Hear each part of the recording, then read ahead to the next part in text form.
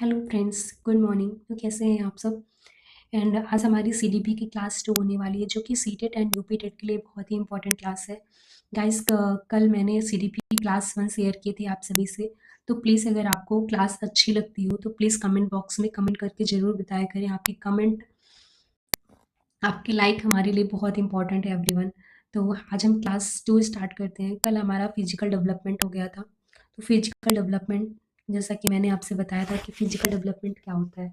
Physical development जो है वो होता है फिजिकल डेवलपमेंट, वो क्या बताया था मैंने, ये होता है ग्रॉस एंड फाइन।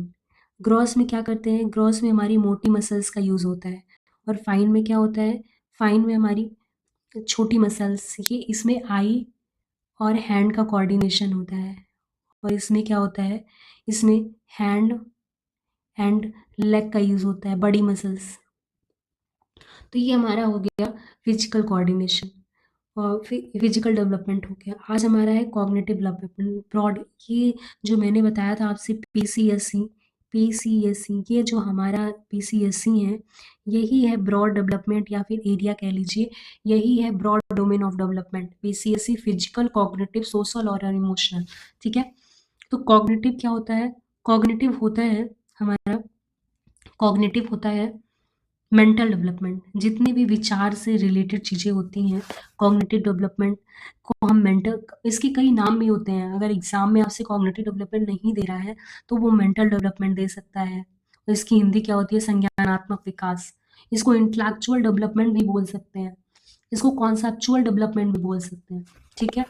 तो इसके कई नाम हो सकते हैं। और कॉग्निटिव डेवलपमेंट की बात जब भी आती है तो इसमें किसके कौन से जो वैज्ञानिक है उनका नाम आता है, प्याजे और वाइगोत्स्की।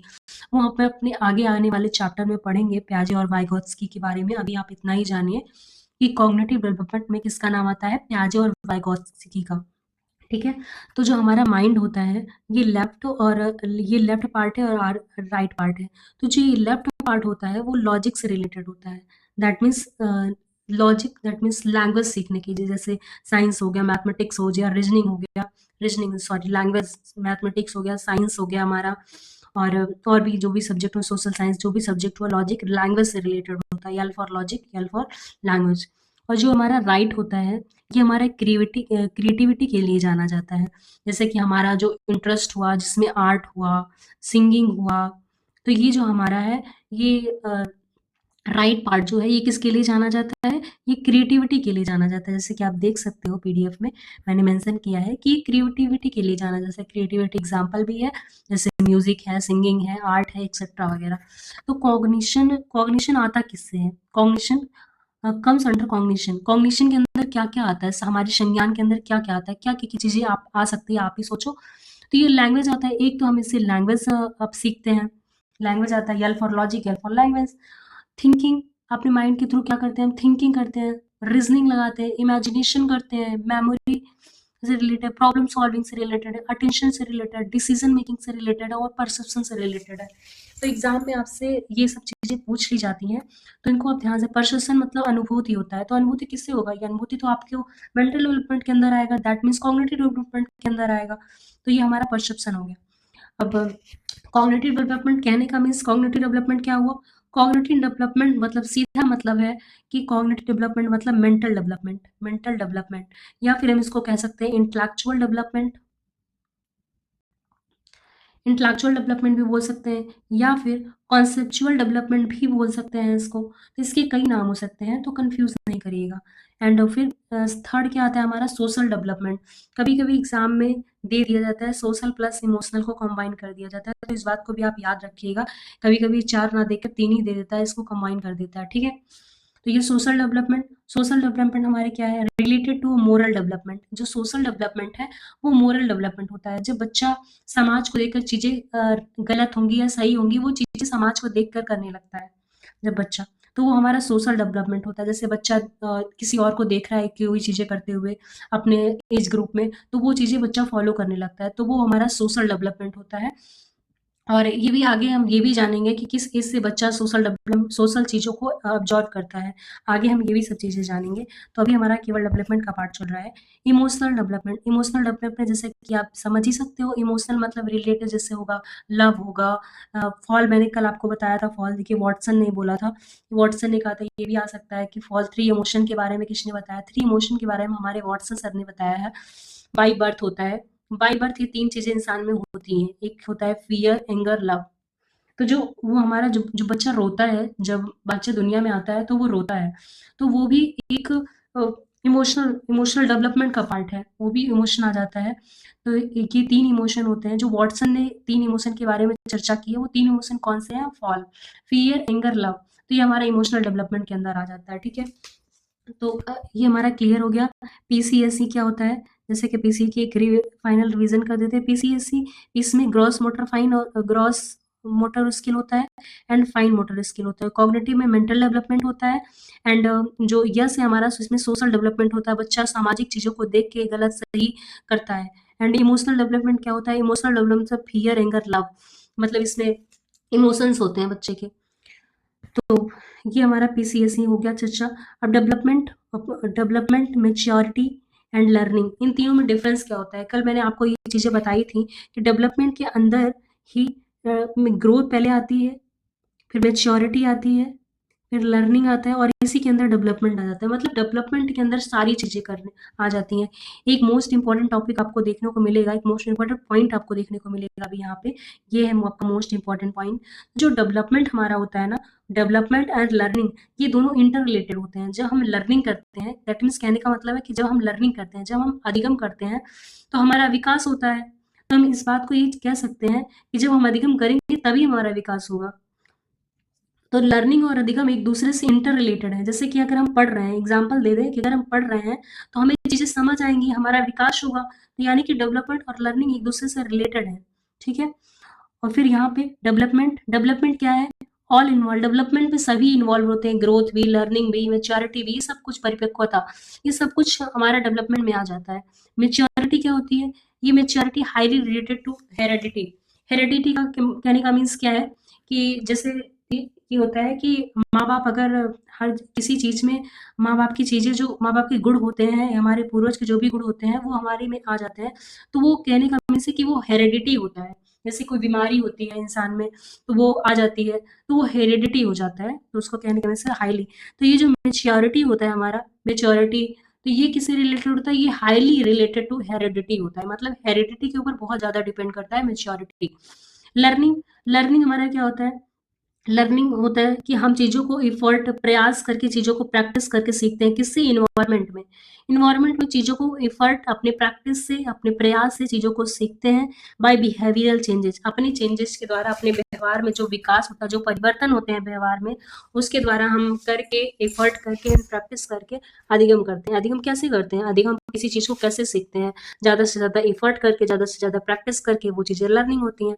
अब एक यहाँ मोस्ट इंपॉर्टेंट है ये, डेवलपमेंट क्या है? Development includes progressive and irreversible changes. एक बार हम अपने जैसे कि 2 साल का बच्चा है एंड ये अपने, पहले ये रहा होगा 2-4 महीने, 5 महीने का रहा होगा, तो जब इसकी क्वालिटी कुछ अलग रही होगी, इसके अंदर कुछ अलग डेवलपमेंट रहा होगा। अब ये 2 साल का हो गया तो यहाँ डेवलपमेंट अलग हो गया। ऐसा तो नहीं है कि डेवलपमेंट फिर इधर से इधर आ सकता है।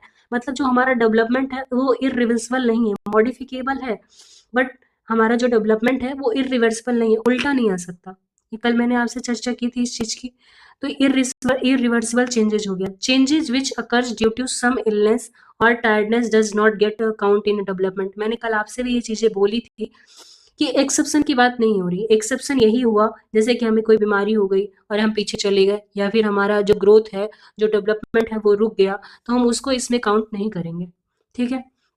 तो ये फिगर भी इम्पोर्टेंट है, याद रखिए। ग्रोथ के अंदर हमारा आ जाता है ग्रोथ, फिर मैच्योरिटी आती है, फिर लर्निंग आती है, डेवलपमेंट आता है। ग्रोथ का क्या होता है कि ग्रोथ मेजरेबल है। मैच्योरिटी क्या होता है? मैच्योरिटी रिलेटेड टू हेरिडिटी होता है।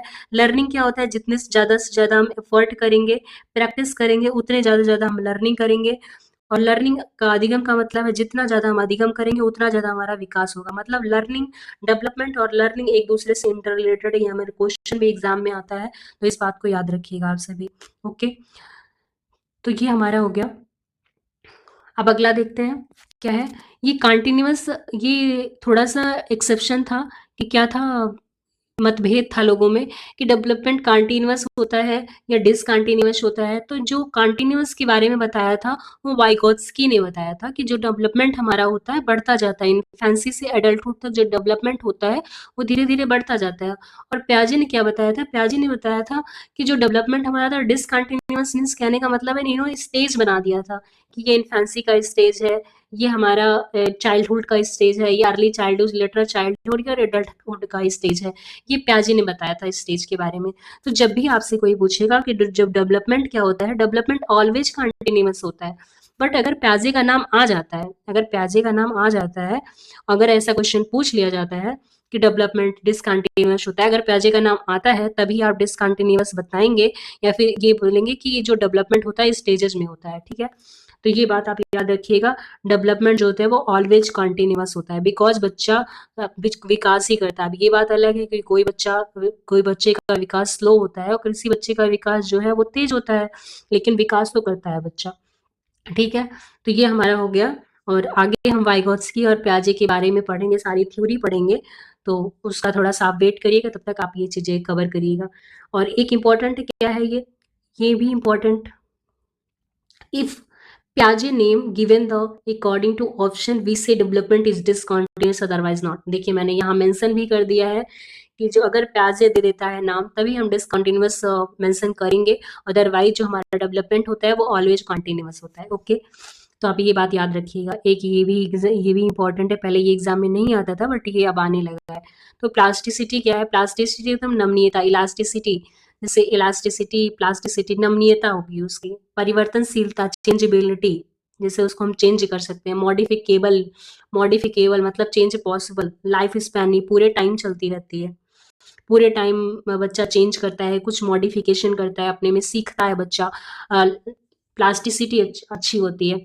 और न्यूरोप्लास्टिक किसे कहते हैं? न्यूरो जैसा कि आप जानते ही होंगे कि ये माइंड से रिलेटेड है, तो ये क्या है? How experience change the brain, अनुभव मस्तिष्क को कैसे बदलता है, जो हमारा एक्सपीरियंस है वो हमारे मस्तिष्क को कैसे चेंज करता है, ये हमारा न्यूरोप्लास्टिसिटी बताता है।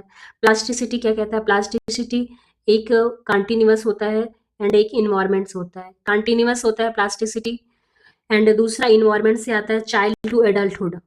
ये हमारा प्लास्टिसिटी दो टाइप्स आया, एक कंटिन्यूअस हो गया एंड दूसरा इन्वायरमेंट चाइल्ड टू इन्वायरमेंट मतलब चाइल्ड टू एडल्टहुड चलता रहता है। ये प्लास्टिसिटी जो है।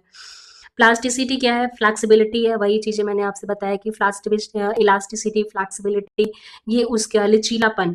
ब्रेन प्लास्टिसिटी, ब्रेन प्लास्टिसिटी कभी कभी पूछ लिया जाता है, तो ब्रेन प्लास्टिसिटी के टाइप्स क्या है? स्ट्रक्चरल है एंड फंक्शनल है। स्ट्रक्चरल क्या होता है? जो हमारी संरचना में चेंज होता है, मतलब स्ट्रक्चर में जो भी चेंज होता है वो स्ट्रक्चरल होता है।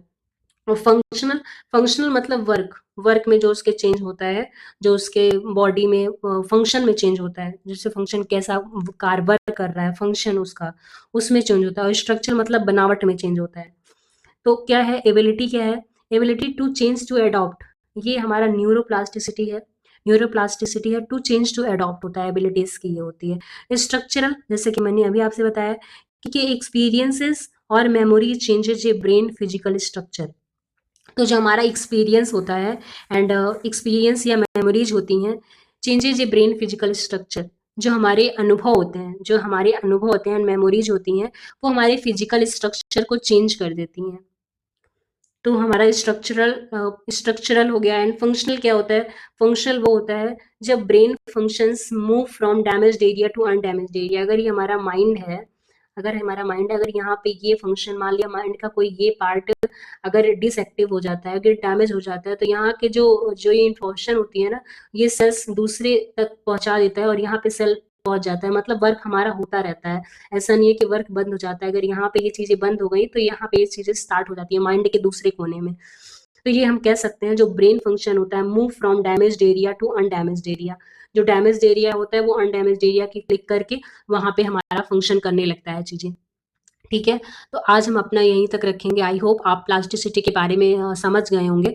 अगर आप नहीं समझे होंगे प्लास्टिसिटी के बारे में तो आप इस वीडियो को दोबारा देखिएगा। एंड अगर आपको फिर भी समझ ना आए तो कल अगर मैं थोड़ा बहुत प्लास्टिसिटी का बचा होगा, थोड़ा बहुत बचा है, तो मैं प्लास्टिसिटी के बारे में कल भी थोड़ा बहुत चर्चा करूँगी।